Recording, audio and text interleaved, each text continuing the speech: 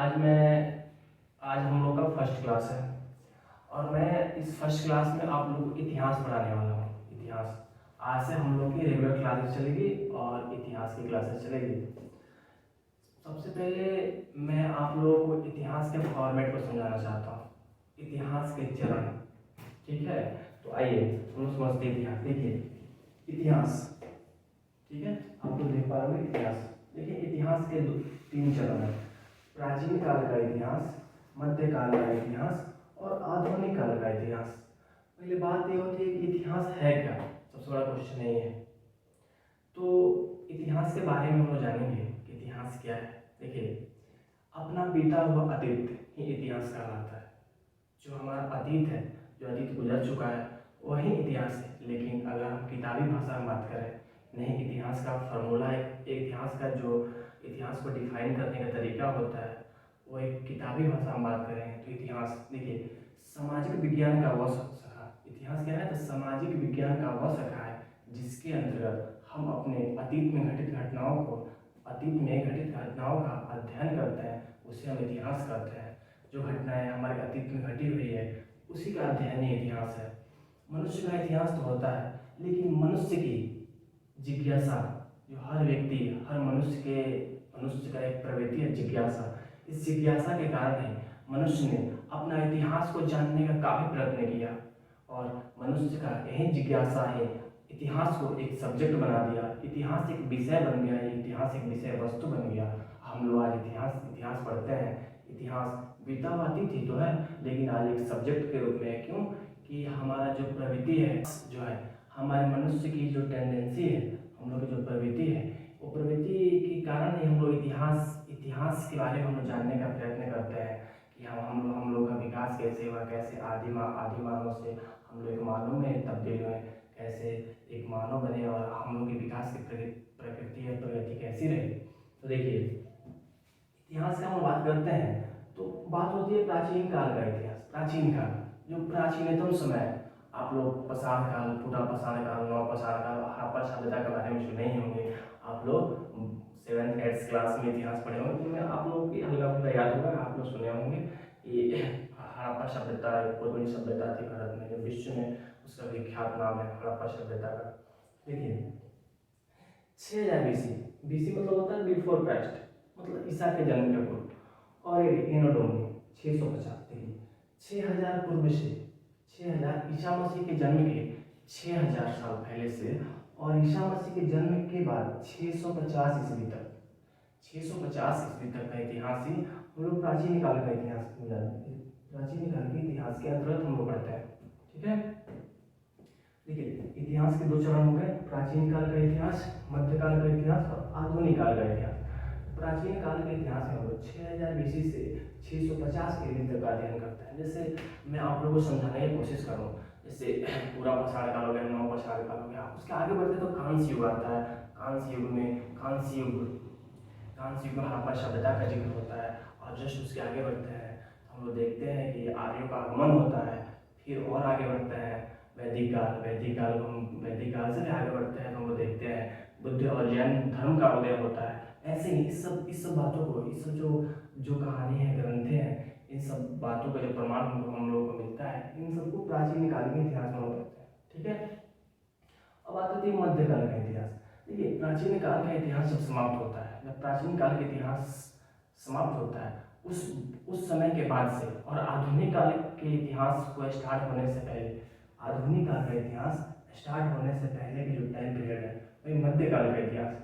बात होती है मध्यकालीन इतिहास। देखिए जब हर्षवर्धन, एक शासक में हर्षवर्धन का जब शासन था 650 ईस्वी पूर्व में, तो हर्षवर्धन की मृत्यु के बाद से मध्यकालीन इतिहास का शुरुआत माना जाता है कि हर्षवर्धन की मृत्यु से मध्यकाल का शुरुआत होता है। और 500 AD से 1500 AD के बीच में जितनी घटनाएं घटती है, जैसे दिल्ली सल्तनत की स्थापना होती है, खिलजियों का शासन आता है, फिर मुगलों का शासन आता है, इन सब शासकों का अध्ययन और इन सब घटनाओं का अध्ययन ही हम लोग मध्यकालीन इतिहास में पढ़ते हैं। देखिए मध्यकाल के बाद आता है आधुनिक काल का इतिहास। 1500 AD से प्रेजेंट टाइम, देखिए 1500 15वीं शताब्दी के बाद से और वर्तमान में जो समय चल रहा है इसमें आधुनिक काल का इतिहास है। इसके अंदर जो घटनाएं घटी, इसमें हम देखते हैं कि पुर्तगालियों का आगमन होता है, यूरोप से यूरोपीय कंपनियां भारत में आती हैं और व्यापार करती हैं। इस सब जो घटनाएं घटती हैं, ये सब घटनाएं हम आधुनिक काल के इतिहास में पढ़ता है। देखिए, इतिहास प्राचीन काल का इतिहास, मध्यकालीन इतिहास और आधुनिक काल का इतिहास। अब आता है आधुनिक भारत का इतिहास। अगर हम देखिए, जो प्राचीन काल का इतिहास है, मध्यकाल का इतिहास है, ये दोनों को मैं रोक रहा हूँ, ये दोनों को बाद में हम पढ़ेंगे। पहले मैं आधुनिक काल का इतिहास से स्टार्ट करता हूँ। प्राचीन काल और मध्यकाल का इतिहास हम अभी बाद में पढ़ेंगे। सबसे पहले हम लोग स्टार्ट करते हैं क्या, आधुनिक काल का इतिहास। देखिए, आधुनिक भारत का इतिहास। अब हम लोग जानना है आधुनिक भारत का इतिहास। देखिए, इसमें 3 शब्द है, आधुनिक, भारत और इतिहास। अगर हम लोग भारत के बारे में तो सबको ही पता होगा। जैसे हमारा इतिहास के बारे में अभी मैं बताने का कोशिश किया हूँ, आप लोग समझ चुके होंगे इतिहास क्या है। अब बात है आधुनिकता क्या है। अगर हम आधुनिकता का मतलब अगर हम लोग समझ जाते हैं तो हम लोग आसानी होगी समझने में कि आधुनिक भारत का इतिहास मतलब है। देखिए, आज का वर्तमान में जो टेंडेंसी है, अगर उसके हिसाब से देखें तो कोई व्यक्ति है, कोई मेल है या फीमेल है, अगर कोई नया मॉडर्न जो अगर कोई कपड़ा पहन लेता है या कोई हेयर स्टाइल चेंज करवाता है तो हम लोग कहते हैं वो मॉडर्न है, वो आधुनिक है। लेकिन आधुनिकता का यह अर्थ नहीं होता। आधुनिकता कपड़ों से और अपने फैंसी दिखने से व्यक्ति आधुनिक नहीं हो सकता। आधुनिकता तो उसके व्यवहार से पता चलता है कि व्यक्ति कितना आधुनिक है। आधुनिकता का अर्थ क्या है? जब किसी देश के लोग अपने चल रही पुरानी धारणाओं को त्याग कर एक नई धारणा को लाते हैं, और धारणा जो तार्किकता से परिपूर्ण हो, वह धारणा जब समाज में एक नया धारणा का आगमन होता है और हर व्यक्ति प्राचीन काल से चली आ रही कोई प्रथा हो या कोई धार्मिक मान्यता हो, अगर उसमें तार्किकता से उस बात को, उस प्रथा को सत्यापित करता है, तार्किकता से अगर उस प्रथा को खारिज करता है, जैसे माना जाता है कि वो आधुनिक हो गया। आधुनिकता का अर्थ ही है, आधुनिकता का अर्थ होता है कि अपनी विचारधाराओं में परिवर्तन। समय के साथ साथ अगर व्यक्ति आधुनिक हो रहा है तो उसका विचारधाराएं बदलती हैं। देखिए, माना जाता है कि 15वीं शताब्दी के बाद से आधुनिकता का आरंभ हुआ, लेकिन भारत में 15वीं शताब्दी के बाद से आधुनिकता नहीं है, एक गलत बात है। भारत में 1850 के बाद से भारत में आधुनिकता दिखता है। उससे पहले आधुनिक क्यों कहते हैं कि हम लोग आधुनिक भारत का इतिहास पढ़ रहे हैं, और इतिहास सबसे पढ़ता है और पढ़ते हैं यूरोपियों का आगमन। इसलिए हम करते हैं कि हम लोग से पहले यूरोपवासी आधुनिक हो चुके थे, उनकी विचारधाराएं बदल चुकी थी। आप लोग बता दो कि 1483 ईस्वी में जर्मनी में एक व्यक्ति का जन्म हुआ जिनका नाम मार्टिन लूथर। उसने अपने समाज में जो चर्च के प्रभाव को खंडित किया और एक नए धर्म की शुरुआत की। प्रोटेस्टेंट्स वाद नामक विचारधारा लाया और एक नए धर्म की शुरुआत की। अपने जो उसके धर्म में जो कुरीतियाँ थी उसको प्रहार किया और तार्किकता से प्रमाणित करने का प्रयास किया कि नहीं, जो प्रथाएं चली आ रही है, जो प्रथाएं गलत है, वर्तमान में उस प्रथाओं में परिवर्तन होना चाहिए, उस प्रथाओं को हम लोग नहीं मानेंगे। अब भारत में ये विचारधारा 1800 ईस्वी के बाद 1850 के मध्य से दिखना प्रारंभ होता है। जब हमारे समाज में जब राजा राम मोहन राय, ईश्वर चंद्र विद्यासागर जैसे महापुरुष का जन्म होता है, और इन्होंने हमारे समाज में जो प्रथाएं हैं, ऐसी प्रथाएं जो समाज में नहीं होनी चाहिए, जैसे सती प्रथा, जैसे विवाह को नहीं होने देना, विधवाओं का विवाह नहीं होने देना, उसको सती करा देना, जो प्रथाएं थी, ये कुरीतियाँ थी हम लोग के धर्म में। और इन्हीं कुरीतियों पर प्रभाव करते हुए एक धर्म सुधार आंदोलन धर्म में सुधारिक आंदोलन का शुरुआत होता है। धर्म सुधार आंदोलन का शुरुआत होता है। यहीं से भारत में आधुनिकता का जन्म होता है, हम लोग आधुनिक बनते हैं।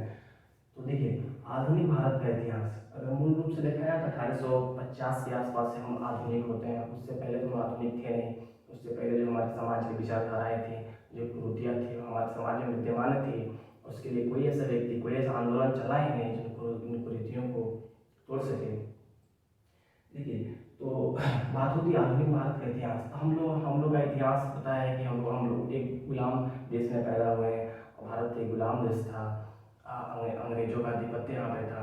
तो उनके शासनकाल में जो इतिहास लिखे गए हैं, उनके शासनकाल में जिस इतिहास को प्रमाणित माना गया, उसमें बताया जाता है कि यूरोपियों का आगमन, जो भारत में यूरोपीय आते हैं, उसी टाइम से ही हम लोग आधुनिक भारत के इतिहास का जन्म होता है, ऐसा माना जाता है। देखिए, जब यूरोपियों का आगमन होता है, आपको पता होगा कि सबसे पहले भारत में एक पुर्तगाली है, और एक पुर्तगाली जिसका नाम था वास्को डी गामा ने भारत की खोज की। 1498 में वास्को डी गामा ने भारत की खोज की थी। और उसी समय से भारत के साथ एक नए यूरोपीय कंट्री का भारत के साथ एक नए व्यापार का सूत्रपात हुआ। एक नई व्यापार की रणनीति बनी और एक नए व्यापार का सूत्रपात हुआ। और पुर्तगाली व्यक्ति वास्को डी गामा, ये 1498 में वास्को डी गामा सर्वप्रथम भारत में आया। भारत के पश्चिमी तट कालीकट बंदरगाह पे उतरा। और जब कालीकट बंदरगाह पर उतरता है, तो वहाँ जमोरिन जो वहाँ के शासक था, हिंदू शासक था, उसने भव्य स्वागत किया उनका। इन सब बातों को पढ़ना है कि पुर्तगालियों का आगमन कब हुआ, और उनका व्यापार क्या था, मसालों का व्यापार था। इन सब बातों को हम लोग पढ़ेंगे। पुर्तगालियों का आगमन, यूरोपियों का आगमन, पुर्तगाली में इस बातों को हम लोग देखेंगे और समझेंगे। हम लोग का दूसरा पॉइंट है डच ईस्ट इंडिया कंपनी का आगमन भारत में कब होता है, और डच ईस्ट इंडिया क्या क्या भारत में व्यापार करती है, और अंग्रेजों के साथ इनका मतभेद कब होता है, विवाद कैसी होती है। इन सब बातों को हम लोग डच में पढ़ेंगे। और अंग्रेजी जो ब्रिटिश ईस्ट इंडिया कंपनी थी, इसकी स्थापना 1600 ईस्वी में 30 दिसंबर 1600 ईस्वी को होती है। और 1608 ईस्वी में प्रथम बार भारत में इसके कारखाने खोले जाते हैं। सूरत में इसका कारखाने स्थापित किए जाते हैं। इन सब बातों को हम लोग देखेंगे, पढ़ेंगे कि अंग्रेजों ने कैसे भारत को गुलाम बनाया, उनकी जो उपनिवेशवादी नीतियाँ थी कैसे भारत में लागू की, और कैसे भारत को गुलाम बनाया। इन सब बातों को हम लोग देखेंगे। एक डेनिश कंपनी थी। डेनिश कंपनी भारत में आई, लेकिन भारत में टिक नहीं पाई, और सारा संपत्ति, सारा यहाँ का जो रोजगार था, वो अंग्रेजों से बेचकर वापस चले गए। इन सब बारे में हम पढ़ेंगे। और फ्रांसीसी यूरोप का फ्रांसीसी ऐसी एक शक्ति थी जो अंग्रेजों को टक्कर देने वाली थी, अंग्रेजों को टक्कर दे भी रही थी। और फ्रांसीसी व्यापार भारत में कैसे फैला, कैसे फ्रांसीसी ने अपना भारत में व्यापार किया, ये सब बातों को हम लोग फ्रांसीसी में पढ़ेंगे। फ्रांसीसी ईस्ट इंडिया कंपनी का भारत में शासन कैसे हुआ। देखिए, यूरोपियों का आगमन में ये सब पढ़ने वाले हैं हम लोग। मैंने जो फॉर्मेट में बनाया हूँ, इस फॉर्मेट इसलिए बनाया हूँ आप लोग इसको लिख सकें। अगर आप लोग लिखना चाहते हैं तो इसको आप लिख लीजिए, और हम एक एक करके क्लास बाई क्लास एक करके हम लोग सारे बातों को देखेंगे, सारे बातों को हम समझेंगे कैसे होता है। तो जो सबसे पहले होता है यूरोपियों का आगमन। यूरोपियों में पुर्तगाली, डच, अंग्रेजी और डेनिश और ब्रिटिश फ्रांसीसी जो कंपनियाँ हैं, इन सब कंपनियों के बारे में हम पढ़ेंगे और समझेंगे। फिर आता है ब्रिटिश साम्राज्यवादी विस्तार। जब प्लासी का युद्ध होता है 1757 में, जब प्लासी की लड़ाई होती है और बंगाल पर अंग्रेजों का आधिपत्य स्थापित होता है, तो कैसे उसने प्लासी की लड़ाई एक षड्यंत्र के माध्यम से कैसे उसने जीता, फिर कैसे बक्सर के युद्ध होता है।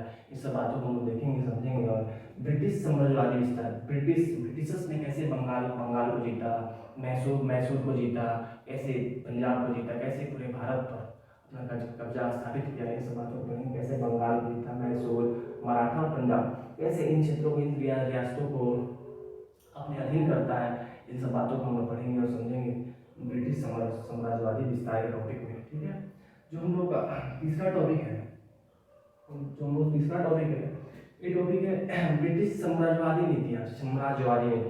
जो ब्रिटिशर्स हैं उन्होंने कौन सी नीतियाँ लागू की, साम्राज्यवादी, अपने साम्राज्य को विस्तार के लिए कौन सी नीतियाँ लागू की, इन सब बातों को देखेंगे। देखिए, वेलेजली की सहायक संधि, वेलेजली का नाम आप लोग सुने होंगे।